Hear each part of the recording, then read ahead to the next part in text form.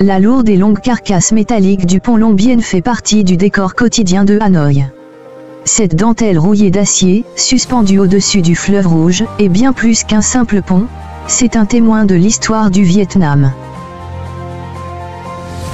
Construit entre 1898 et 1902, le pont était à l'origine appelé pont Paul Doumer, du nom du gouverneur général de l'Indochine, futur président de la République française. Contrairement à ce qu'on croit souvent, ce n'est pas la société Eiffel qui en a assuré la construction, mais Daidé et Pillet, une autre entreprise française. On peut encore lire leur nom sur une plaque métallique fixée à l'un des piliers du pont. À l'époque, c'était une véritable prouesse technique, 1682 mètres de long, 20 piliers de 40 mètres de haut, plantés à 30 mètres sous terre. L'un des plus longs ponts du monde et sans doute le plus impressionnant en Extrême-Orient. À ses débuts, seuls les piétons, les trains et les vélos pouvaient y circuler. En 1923, une voie routière fut ajoutée.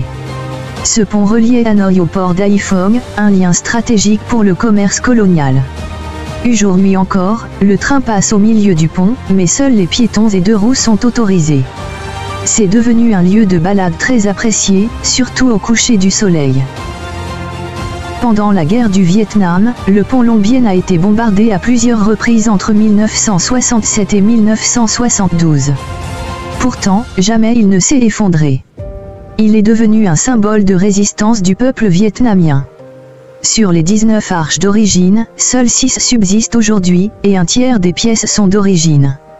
Malgré tout, le pont tient bon, comme un vieux dragon d'acier chevauchant le fleuve.